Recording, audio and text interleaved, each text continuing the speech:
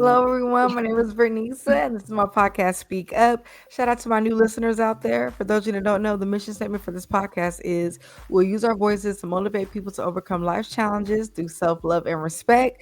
This is the place for self-love and respect. I hope you guys are having an amazing May so far. We made it to the middle.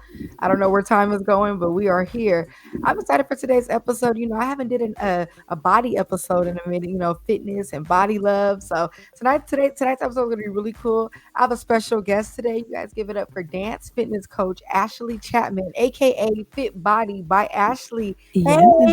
Yes. And let's give it up for that intro. It was such a vibe. I was joking with my husband. I was like, it's giving me 90s vibe, like 90s TV show intro. I'm here for it. Shout out to LeGree Shine. Her beautiful voice blessed it. So. Yes. How are you? Yeah. I'm doing really well. Thank you. How are you? I'm doing pretty good. I'm happy to start my day with this interview. So same here. Yes. So let's get your welcome. Tell us a little bit about yourself. So I am a dance and fitness coach based in LA, whoop, whoop, West Coast, Best Coast. And my passion for what I do on a day-to-day really started from my own personal experience with trying to lose weight and honoring my mom. She unfortunately passed away from cancer years ago. And that really catapulted me into caring more and prioritizing my health and wellness journey a bit more. And I was one of those girlies who was like, me and the gym are not really vibing like that, I mean, no shade, no tea, but it just wasn't fun for me. And it made it really hard for me to stay consistent. And so fast forward to my sister taking me to my first ever Zumba fitness class, which if you know, if you've never been to a Zumba class before, it's essentially you just dancing the whole time to like Latin-based music. Mm-hmm. And I was like, whoa, what is this? Because I grew up dancing. I was a cheerleader in high school. So that was always something that was really fun for me and like a really enjoyable form of movement. And I was like, oh, this can be a legit workout too. So that changed the game for me. I always joke that dance was kind of like my gateway drug into fitness. And so I ended up losing 30 pounds. I got into the best shape of my life. And I noticed that there was a gap online years ago in terms of workouts and people being able to like find enjoyable movement. And so I started creating my own workouts. They started getting a lot of traction online and people were like, create more. And so it ultimately led organically into this community of what I like to call Dance Fit Chicks, where we just all come together and we celebrate movement, we celebrate ourselves, but we focus on fun and enjoyable modalities to really help us enhance our health and our wellness. That's what for me. I love that. I love how, you were introduced to dance. It's crazy because it's like we have this notion that only the gym is the way to move our bodies. And that's what I thought too. So yeah, that's what you're told. That's what you're fed. That's what you see all the time. Literally. And it's like you like dancing, skating. I like running. Like I'm not a gym person either, but I love getting my cardio outside running. So it's like all these different things, really play a part. So tell us a little more about your fitness program, your fitness community. Mm-hmm. So as I mentioned, Dance Fit Chicks, it really started off of YouTube. And I do have a YouTube channel where I still post workouts, fitness content, health and wellness content to this day. And as I mentioned, it actually started a little bit by accident because I was teaching a dance fitness Zumba class at a community college, and we were going to be going on a 6-week hiatus. And my class was like, we don't want to go that long without doing something. So I was like, okay, I'm going to record a video and I'm going to upload it onto YouTube. It was supposed to be a private video, but I didn't fully understand YouTube back then. So I made it public by accident. And that's what started getting a lot of traction and it started being pushed out in the algorithm. And a lot of people were commenting, hey, can you create more content? Can you create more videos? And so that's what I did. And I just kind of focused it around fun, focused it around different themes. Like at the time, some of my top ones was a dance hall fitness workout, a Beyonce themed fitness workout. So it was just sort of tapping into those trends and those current events, but then also giving people something that they could do, for their own fitness and just mental health, right? For their own wellness. And then once things happened with COVID and things were shut down, that's when it really started to expand more, because I think people also saw the benefit of being able to work out at home and not always having to go to a physical place in order to meet their specific fitness goals or just get a good workout. So Mhm. yeah, now it's just grown to, like I said, a community of, I think we're like almost 500K across multiple platforms, which is so amazing to say. And I have a membership club. I have programs that I offer, amazing clients that I get to work with now. And so I'm just really grateful to be able to do what I enjoy doing, and being able to help so many people in this way. Mhm. And I love that because it just shows that, like, your timing is your timing, like, Exactly. I like how you said, you didn't even mean to post it publicly, but, it was Mm-hmm. for you and it went out there and, like, look how it's grown, like, oh my goodness, a big clap for you for that. Yes, thank you. So, I mean, your opinion, what makes your program, like, unique from similar programs in your opinion? I would say that I'm more client and community focused. Like, I care a lot about the overall client experience, and I really want to make it something to where they feel welcome, where they feel seen. And that's definitely a big piece of feedback that I've gotten from a lot of clients that I work with. It's, oh, you actually care. Like, I'm not just another number, but you really do care. You go out of your way to comment, to respond, to check in. A lot of people are surprised that I DM them back, like when they send me a message. So I like to create that safety and that community within the work that I do, and I think that that's something that definitely sets me apart from other creators, especially creators as they get larger. Sometimes they lose that sense of that, and so that's something that is really important to me, and how I like to run my communities. And in addition to that, I mean, just gonna go ahead and put it out there to my own horn. Like, I think the way that I come up with routines and my ideas and my creativity around creating workouts, it's something that I don't really see a lot of online.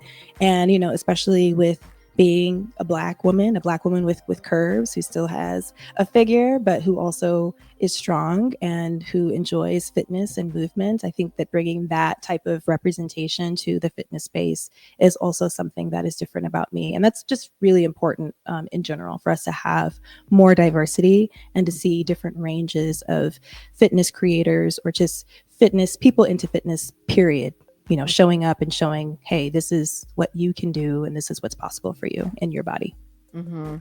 And, I think it's beautiful. Yes, go ahead and toot your own horn, okay? And, Yes, toot toot. sometimes too, like, I'm a curvy woman as well. You sometimes wanna see someone who looks like you, has similar features Exactly. as you to make it more personal, but I love how you said you take the time to DM people back. People wanna feel seen and heard, especially on such a fitness journey could be tough sometimes. So, Hmm. feeling that support. So, I love that. So, what's one myth about fitness that the majority of society believes, in your opinion?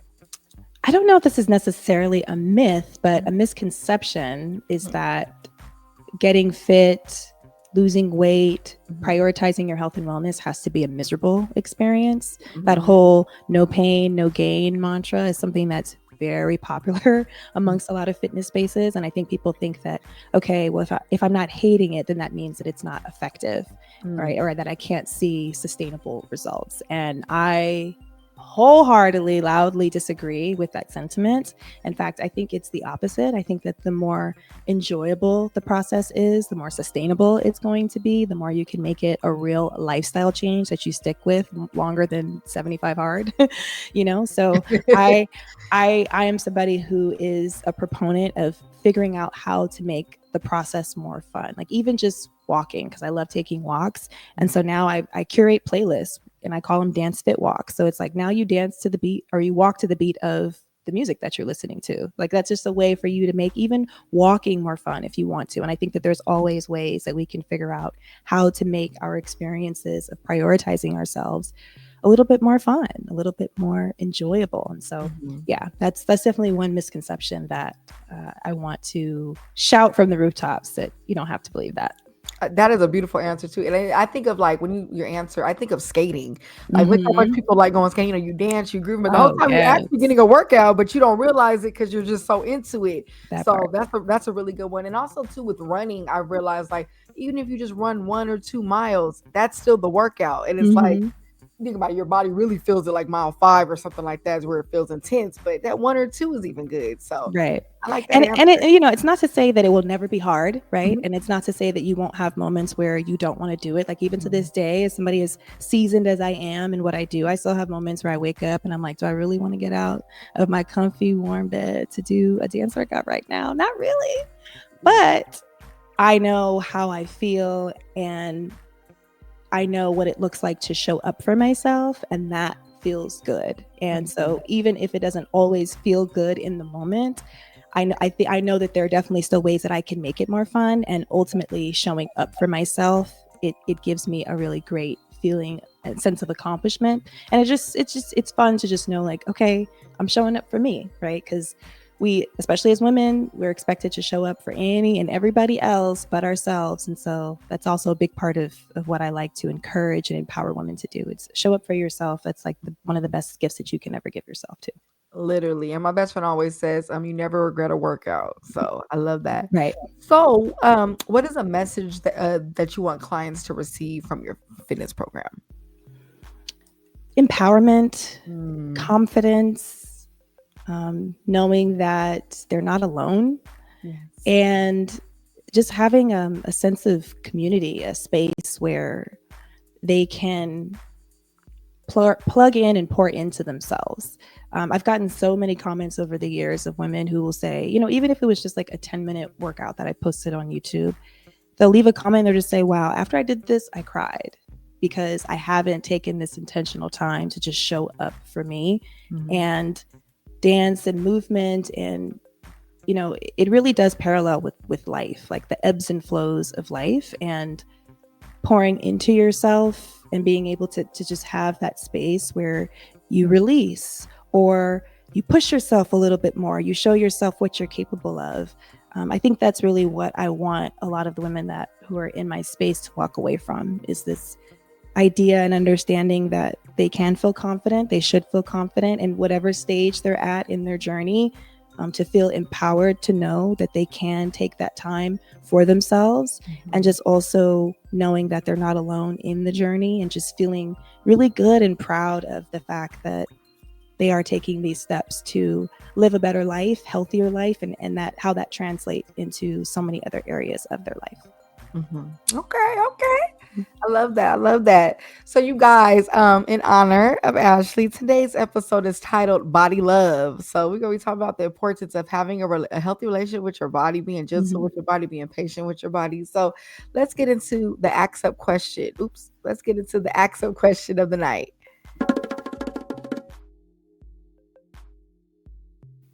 For those of you listening out there, please comment. I always go back and read the comments. I would love to read your answers to this question. I'm going to answer first, and I'm going to let you answer, Ashley. So Okay. today's ask up question of the day is, what is your favorite way to connect with your body? So I actually have a few.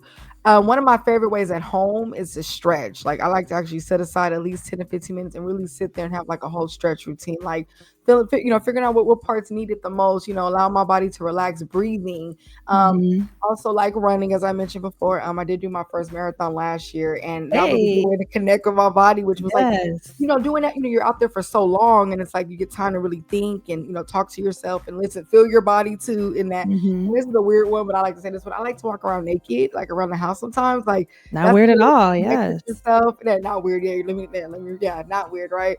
And I think those are just my ways personally to connect with my body, to feel good about myself. And it's just a good confidence boost for myself as well, to give myself that body love. So what about you? What is your favorite way to connect with your body? First of all, love all of those answers. Definitely going to probably steal a couple of those. So thank you for the inspo. And many different ways, because I feel like I connect with my body on physical levels, mental, emotional levels, and then spiritual levels as well. So on a physical level, dance is obviously my jam. Sometimes I will do a structured workout, but other times I'll just put on music and just shake that thing and just let it out, let it go, let it be free, let it fly.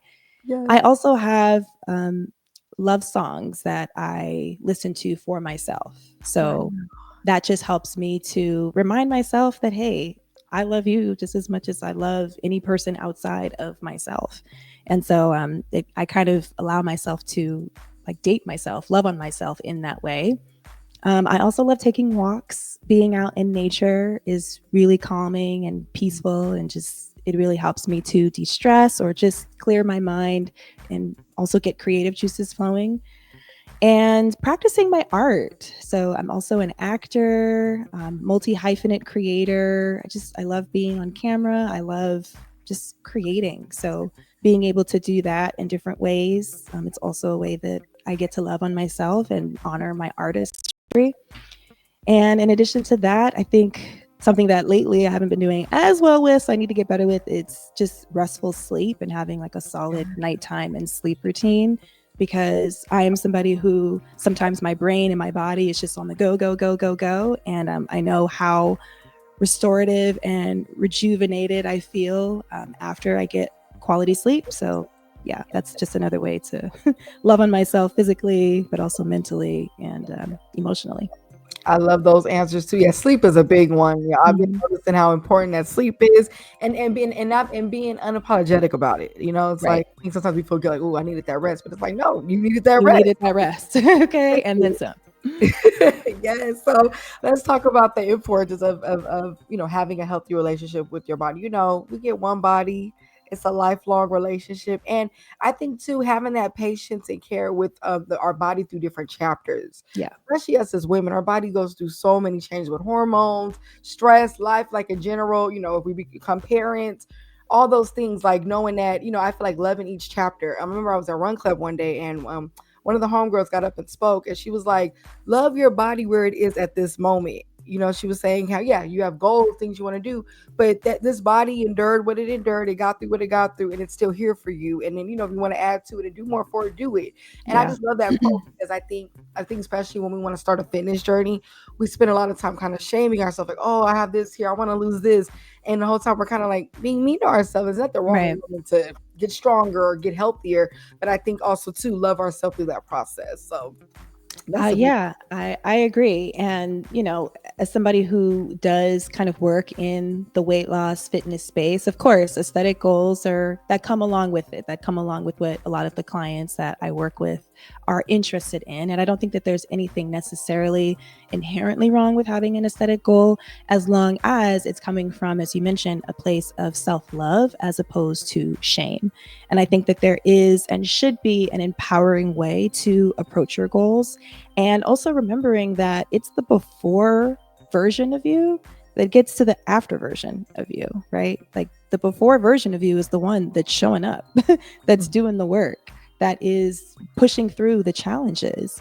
And you have to honor that version of yourself. You have to love on and appreciate that version of yourself through every single stage, because you are worthy just as you are, even if you do want to level up or make changes, improvements, whatever that might be for you. But yeah, loving on yourself, it has to be a part of it. You can't shame or hate yourself into a different version that you feel is going to be better. It's not going to fix any of your problems. In fact, it might make it worse. And there are a lot of people who have said, oh, okay, I thought when I reached this fitness goal or this aesthetic goal that all of my problems would go away. And I'm still struggling with the same lack of confidence, just lack of clarity in terms of what I want, lack of feeling really satisfied in how I look and in who I am. And so a lot of that is coming from inside, inward. So you got to make sure that you're also dealing with that.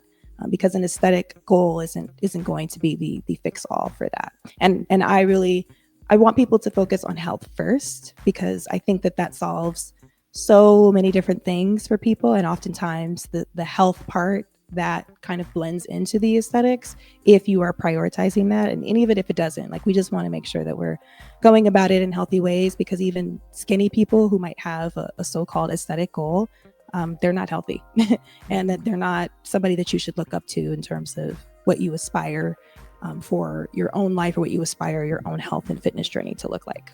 And I love that you mentioned health too, because even like we could get into nutrition. Like even when I don't have like the best active week, I'll say, but let's say I ate better that week, and you see those internal changes, like the way your mind thinks, the way your skin thinks, Yes, those little things just starting in the kitchen. So, and I was looking on absolutely. your page, and I see that you also bring up nutrition a lot. So can you Mhm.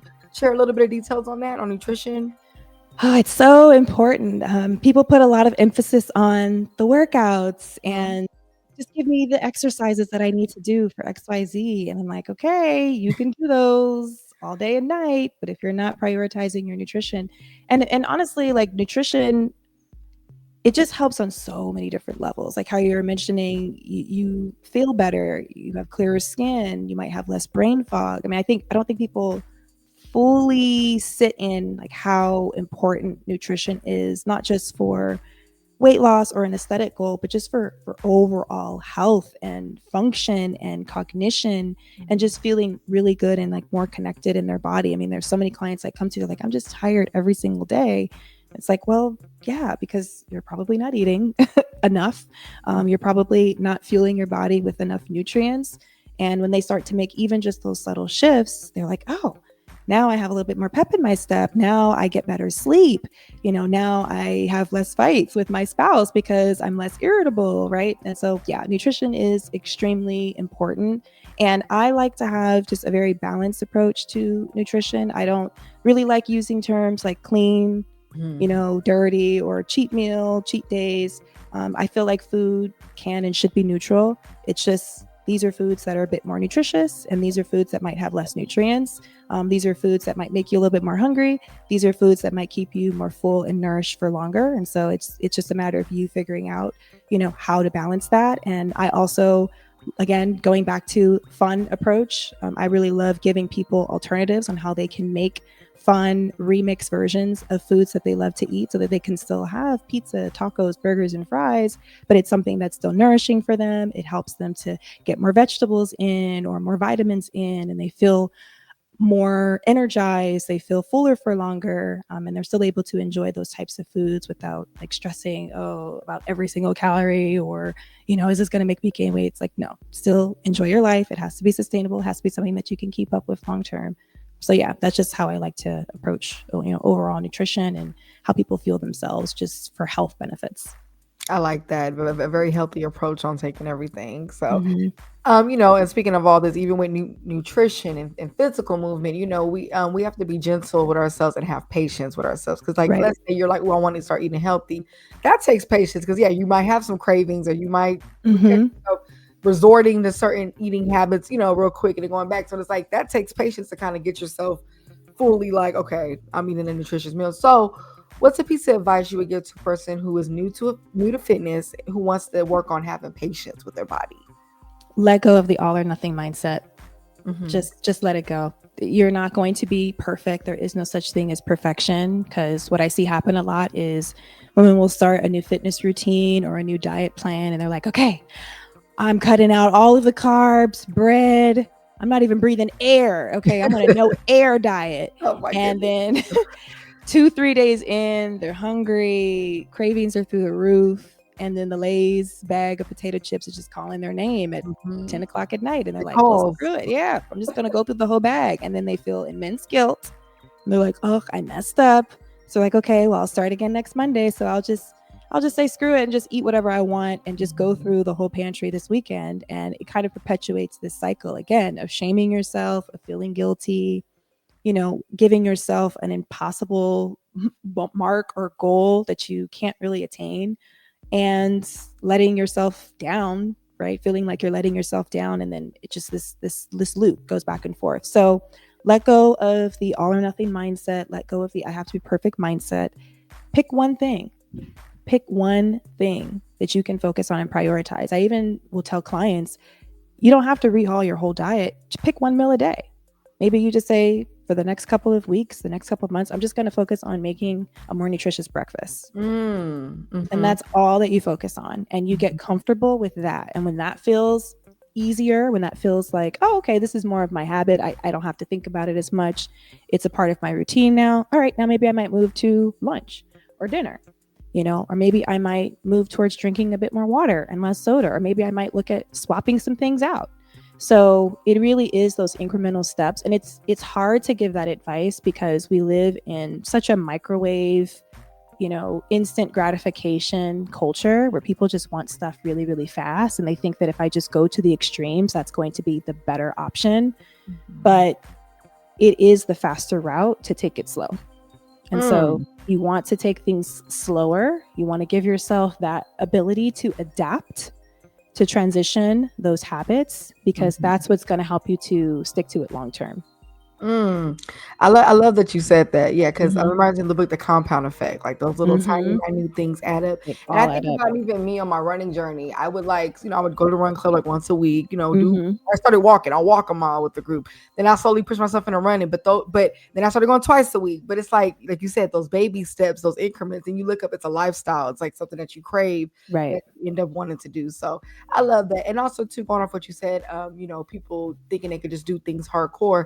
We have to listen to our body, because sometimes we can injure ourselves, like Right. I'm gonna do this crazy workout, I'm gonna not eat, and our body is screaming, oh, I need this certain nutrition, or I need a rest, I need to go, Yeah. I need to stretch right now. So what's your favorite way to listen to your body's needs? Well, I think it's really important that I have already a good relationship with my body. So I understand what is normal and baseline for me, so that I am more aware and able to pick up on cues of when my body is telling me, okay, something's off or it's raising a red flag. So I think that's important. It's just to be more aware and listen and be more in tune with what is normal for you, so that if things are changing or deviating in a way that you feel like, okay, I feel like my body is telling me this, then you kind of have a sense of what that is. So I think for me, it is, and this isn't really so much the physical, but it's more mental. I am somebody who, I can have a lot of energy, but then like sometimes mentally I get burned out quickly if I'm pushing myself too much. And so sometimes I can't see it, but I feel like sort of a physical wall kind of go up when I try to push myself too hard. And I feel like it's just almost my body like, nope, you've hit the limit. You need to stop. You need to decompress. It's like my thoughts. I can't get past a thought. I just kind of have a sense of what that feels like when it comes up. And so that's a big sign for me and for my body to take a break, slow things down, rest, relax, go outside, touch grass, color, whatever it is that I need to do. But on the physical side of it, I think I just, I pay attention to, well, first of all, I have a routine that I do often, and it's something that I know works really well for me. And so I try to stick to that routine as often as I can. And I know that feels really good in my body. So I think it's when I'm deviating or trying something new, it's just going in with slow and steady approach, pushing myself when I feel like I can, but just allowing myself to go at it at a slower pace, so that I can, again, be more aware and pick up on cues of when my body is telling me that, okay, it's too much, or, stop. Yeah, and trust me, our bodies are loud when it wants to stop. I know. Exactly. For sure. They're like, hey, you're like, cut it out. Cut it out. Like, I know. So yes, y'all, let's listen to our bodies. It's now time for the tweet of segment.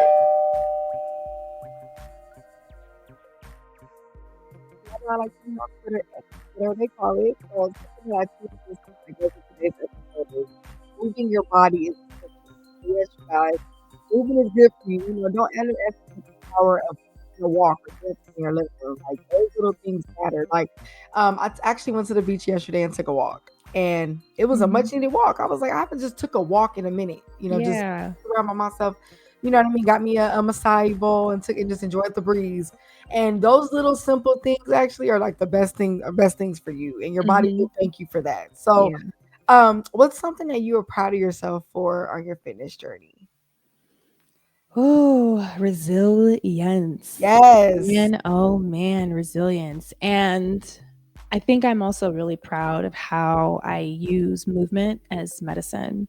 Not to knock traditional Western medicine, but it doesn't always focus on the holistic side of things, the whole body, and, even just the mental side of things. And even if I have physical or medical challenges that I'm going through, I always know that I can lean on movement as a part of how I help myself to recover or just support myself as I'm going through different phases and areas of life. It's kind of like a daily dose of vitamins is what I like to think of it. And so, yeah, I'm proud of the fact that I I have that mindset and that I have those tools at my disposal and that I use them regularly. And it makes all the difference in the world. Okay, those are some good ones. It is now time for the Life Up segment. So the Life Up is when I take the topic and I relate it to a problem in today's world. So tonight's Life Up is being too hard on ourselves when it comes to fitness, expecting immediate results on your journey, Yep. comparing our fitness journey to others. That's a big one. And being afraid to do the work. These are big ones, I think obviously I always talk about social media on the Life Up. Social media, I think, is like that number one thing that allows people to compare themselves. Oh, she has, let me try this and that. And expecting the immediate results. All of our bodies are different, and like we're talking about having that patience with your body, it's gonna react different. And a lot of good things don't come super fast. So I was like, I think we have to like acknowledge that. So any thoughts on the Life Up segment? Any of those topics I brought up? Yeah, definitely comparing yourself to others. It's huge, and it's human nature. Like, we all do it. I've done it. I probably will do it again at some point. But one thing that I have learned, there was actually a quote by Gary Vee. I can't remember the exact quote, but essentially he was saying, I don't envy what somebody else looks like because I actually don't really know what is going on behind the scenes and what their life actually looks like.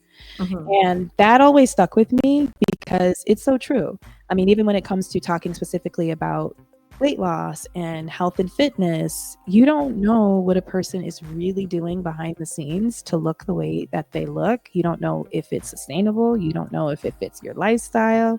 You don't even know if it's legal. I mean, like, there could just be so many different things that are going on. And, there have been, I wouldn't say an influx, but there definitely has been a little trickle of fitness influencers who are being called out because we're finding out that they're selling all of these programs to their clients to achieve a certain aesthetic goal. And you find out that they didn't achieve those goals naturally themselves. They achieved it through surgery, through pills, so most people are not being honest, even when sharing what their results are, what they claim their results are. So yeah, I think it can be okay to look at other people and see what's possible and maybe use that as a source of inspiration, but you definitely have to know yourself and draw that very clear and distinct line with yourself, and to say, if it gets to a point where I'm now comparing myself and feeling down on myself because they look a certain way or they have a certain life that I perceive to be better than mine, then that's when you need to cut the cord. You need to unfollow, you need to delete. And I encourage clients to do that all the time. And even with me, if you feel triggered by the content that I'm posting, or you feel triggered by what I'm sharing on my page, please delete, block, unsubscribe. Because I care more about a person's mental health and how they're sort of navigating their own journey, more so than just trying to get a whole bunch of followers, and people who are going to just buy my programs. So yeah, I think that the comparison, I mean, we've heard that age old saying, comparison truly can be the thief of joy. And at the end of the day, you don't know what somebody is going through. You don't know what their life truly looks like. Social media in particular, we're sharing highlight reels, y'all. Yes. myself included. So yeah, just find sources of inspiration when you can, but be very clear and have like a clear boundary with yourself in terms of when it's going too far and when you need to, unplug. Because yeah, that you really don't know what a person's life looks like. I agree with that. And if you feel comfortable answering this question, has there ever been a time when you caught yourself being too hard on yourself in fitness? If so, how did you pivot through it? Oh yeah, absolutely. As I mentioned, earlier about encouraging clients to not have an all or nothing mindset, I definitely have had all or nothing mindsets. I've had seasons where I felt like if I don't do this plan perfectly the way that I thought of it in my head, then I'm a failure, or I have to start all over again and I'm starting from zero. And one of the things that have helped me to push past that, it's just being sick and tired of feeling that way and being in that space mentally, physically, where I felt like I'm not doing enough. Like it's exhausting, and it wasn't fun. It wasn't sustainable. And ultimately, I realized, okay, this is not working. And so, what if I change the approach? What if I actually try to go about this in a more sustainable, enjoyable way Mhm. and really try to approach this from making a lifestyle change as opposed to a quick fix? How did that change things for me? And so that's what I've done, and that made me so much happier, so much more fulfilled. And yeah, now it just feels so much more part of my daily life, and I don't always have to think about it. So I think, yeah, a part of what changed for me is just being really tired and fed up with the way that I was feeling before and how that wasn't working for me, and realizing that I needed to adjust my approach. And so finding something that I did enjoy and just being open to trying different things, seeing what works, seeing what you really like, what makes sense for you, and then just continuing forward with that. And then also just surrounding yourself with different voices, people who are telling you, hey, you don't have to have this all or nothing mindset. You don't have to be perfect. We're being imperfect over here and we're taking action. And so, yeah, just aligning yourself with communities or cultures or just groups, spaces that are pushing more of a positive narrative. Okay, thank you. I appreciate your transparency on here. Oh Hmm. my goodness, that was a Yeah. beautiful answer to that. And I feel like I know that that'll touch somebody who's listening, like definitely. So speaking of life of segments, so how do we fix this? I think we named some really good solutions. Another one is be kind to yourself during the process. Right. Acknowledge that things take time, and know that your journey is your journey. I think Right. like we all have our own lane in every single thing, every category of life. So let's just take pride in it. And our journey is our journey. So, Yeah. what's a piece of networking advice you would give to a person starting their own fitness program? Fitness program as a coach or just a person who wants to start a fitness regimen? I would say as a coach. I'll say, yeah, we'll say that. Okay, networking. I mean, social media, it's a great place to be social nowadays. So I think finding other creators, and I'm somebody who loves to collab with other creators as well. Like I just keep a list of people who are like, oh, I'd love to reach out to this person and see what we can do. And I've done several collabs on my channel. So that's always a fun time because, yeah, I think that when you're running a business in particular, even if it's online and you have a large following, it can still feel really lonely. Mhm. So I think it is helpful to just look at people that you admire, people who inspire you, people who maybe have a similar message that you have, and just connect with them and say, hey, would love to chat, or would just love to stay connected. Maybe see if our audiences are aligned, that there's something that we could do together. I've done that quite a few times, and that's always gone over really well. And then in addition to that, I mean, there's so many spaces now within the fitness niche, like gyms. There's different conventions now that are being held for expos. So I think just looking those up in your local areas and seeing, or hey, are there meetup groups? Checking on Eventbrite as well. I've done that quite a bit just to see what classes that are happening in my local area, or what collaborative events are going on. So yeah, I think utilizing social media to your advantage is a great place to start. But then also being open to even starting your own community, right? Like maybe there's something that you could put on an event for other creatives, but just other people who might align with your messaging. That might be a really great way to attract some like-minded individuals and make some really great connections. I love that. I hope you guys are all out there taking notes. Those are some gems right Pull out there. the notepad, Yes, baby. that was great. I really like what you said about collabing with another fitness person to put your Hmm. clients together. That was great. Yeah. Yes. So you guys, it is now time for the drink of the day. So if you're out there listening, please drink some water. Mm-mm-mm. Drink I have a water fact for today. this. I love you some water. Today's water fact is Hmm. drinking water before, during, and after a workout can improve your performance and replace lost sweat, according to onepeloton.com. So I love me some water. I actually love coconut water too. I like coconut water after like a nice long run. Hmm. Hydrated. Yeah, it's very hydrated. But yes, drink your water during that work. Don't be trying to go into no workout dehydrated. Do not do that. That part. Yeah. You need to be hydrated. So any thoughts on water with fitness? Like, I know Oh, anything you want to add absolutely. on? It's super important. And I encourage clients to have water breaks. So intentional time during the day where they're just focused on drinking more water. I don't necessarily say you have to drink 3 liters or a gallon a day, but just more than what is normal, or at least you're taking intentional time to drink water. I mean, I like drinking it as soon as I wake up, warm it up with a little bit of lemon. It's also really great for digestion, helping you go to the restroom, y'all, Yes, especially talk if you get a about little stopped up back there. It's great for your eyes, your skin, your hair, your nails. I mean, we're mostly made up of water. And oftentimes people, because they are dehydrated, that can lead to so many other issues in their body, their energy, their cognition, memory, sleep even. So water, there really is no way around it. I'm never going to be that coach that's like, oh, you don't really have to drink. No, drink your water. There's, like I said, there's a song that's just called Drink Water and Mind Your Business. Like, that's all you do. Drink your water, mind your business. But yeah, hydration is super important. And it is important for you to prioritize it even more depending on the season, right? Like, we're getting ready to go into a warmer summer season. And here in LA, it can get into the triple digits. And so I'm like, even at this point, like, especially really prioritize staying hydrated and drinking more water. It makes a huge difference in how you feel and just your overall health. Okay, look, real gems right there. Let's drink our water, especially too before a nice dance workout. That part.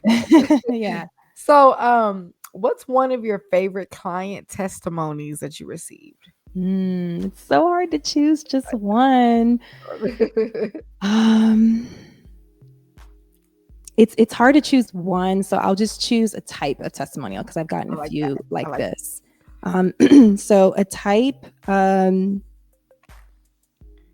me, it's showing the before and after. So like seeing the physical transformation and the results that they've gotten. But one thing that I really appreciate is, and it's something that I hear quite a bit, is I really love how Ashley encourages me to not beat down on myself and to not feel discouraged if I messed up a day or if I'm not perfect on my journey. Like, that hits for me so much more than just the physical transformation, because they're shifting their mindset as well. And I'm seeing like, oh, okay, this is something that can sustain them and carry on long past a program. This is something that they can carry with them for life, right? Because even after you finish a fitness program, your body might fluctuate afterwards, right? Like my body has definitely gone through fluctuations. And even though I consider myself to be a healthier, fit person, but yeah, sometimes your body is still going to change, even if you are doing all of the things. But I think one thing that you have more control over is your mindset and how you approach just your overall wellness journey. And so I think when I hear that the mindset shifts are happening and that's more prominent, it's like, okay, this is how I know that this is going to be something that is going to benefit them many, many years in the future, like regardless of what else changes, that they'll have this and they'll know the importance of putting themselves first, loving on themselves, not shaming themselves or guilting themselves for when they fall off of their routine or deviate from their plan. So yeah, that's probably one of my most favorite types of testimonials, is just hearing how that mindset and mental peace really clicks for people. Oh, and that's priceless right there. I love that. So I love to ask all my guests a fun question. So your fun question is, what is your favorite song to dance to? Church Girl by Beyonce. Okay, look. Love that. Look, I like I was right off the top too. Right off the top. That's one of my favorites, especially when I just know I need to shake it out. Yes. We just gonna drop it. Yeah. Like I'm gonna turn down. Okay, good choice. Good. Like Beyonce always has to be a rotation. So right. I love that. So you guys, it is now time for the wrap up. How does it relate to self-love? Self-love is loving yourself and loving your body. That's a part of self-love. Let's not ignore our body's needs. Let's not ignore our body in the current chapter that it's in. Let's love on it through every chapter. So that is that's what it is. So how do you practice self-love? Well, as I mentioned, I love having songs or playlists of love songs that are to myself. So that's always something that I look forward to that empowers me. Private Party by India Ari is one of my favorite ones because it's really just, like she has a line in there. I'm just going to take off all my clothes, look at myself in the mirror. We're just celebrate ourselves. So when you brought up the I love to walk around naked, I was like, yes, this is in line with the part of what self-love is. So yeah, just having those love songs to myself. Movement is a part of how I show myself love, rest and rejuvenation, fun, play. I love to color at times too. I think tapping into my inner child and allowing my inner child to come out and play. That's another way that I show myself love. And even just something as simple as looking in the mirror and just saying, I love you. That could be a very simple, quick thing, but it's just reinforcing that love to myself, reminding myself that I'm still a person that is worthy of love, even if I don't feel it or experience it outside of myself.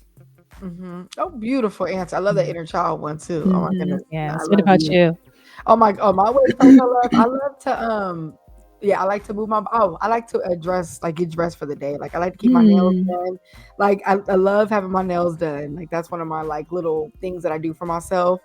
What else I like to do? I like to write poems for myself, like little love letters. Oh, love it. Yeah, and then like the naked thing, Snap. The naked thing, like you were saying. Yeah.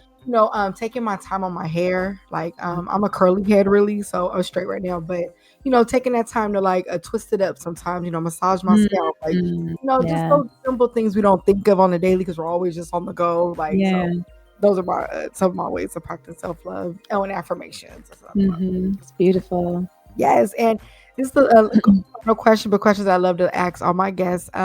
What do you want to be remembered for? I want to be remembered for my resilience, for being Delulu, for being that person that said, I don't care what your dreams are. I don't care what you're passionate about. Go for it. I don't want to be the person that shrinks people down and tell them we'll be practical because, this might not work out. I want to be remembered as that Delulu, big sis, big auntie that was like, no, baby, go for it. You can do it. Anything is possible. Like, don't you say anything is possible? And just being an example of what it looks like to go for it and to pursue your passions and maybe even go against the grain, do something that's non-traditional, but being somebody who is showing what it looks like to pursue your passions and do what makes you feel fulfilled and what feels meaningful to you, even if it isn't always the easiest route or the most popular route. Okay, beautiful answer. I got the word resilience tatted on me, by the way. Yes. I love that word. It's such a powerful word. So it is. Yeah. I love that. And remember, you guys, your body remembers everything, and love yourself through every chapter of your fitness journey. I appreciate you coming on here and just spreading your knowledge and your story. This was an amazing interview, and thank you for the tips. Like, oh my goodness, that was great. But before we go, can you shout your information out? Where can people find you, tap into your YouTube channel, all that? Absolutely. So I'm on all social platforms at Fit Body by Ashley, FitBodyByAshley. And as you mentioned, I do have a YouTube channel where I post a lot of fun dance, fitness, movement content, as well as just wellness tips. I love to just be a resource for everyday women, millennial women who are looking for something that's more fun and enjoyable and looking to prioritize their health and wellness goals in a way that feels more sustainable and aligned with their lifestyle. So feel free to check those out and drop a comment, send me a DM, a message. I'm always open to chatting and just connecting with more people. I love that. Make sure y'all tap in with Ashley. Thank y'all for tuning in to this cool episode of SpeakUpJV. I will be back next Thursday with another cool episode. Make sure y'all follow at SpeakUpJV and my personal is at Vernisa. I love y'all and love on your body today, okay? Y'all have a good one. Take care. Thanks, y'all. Bye.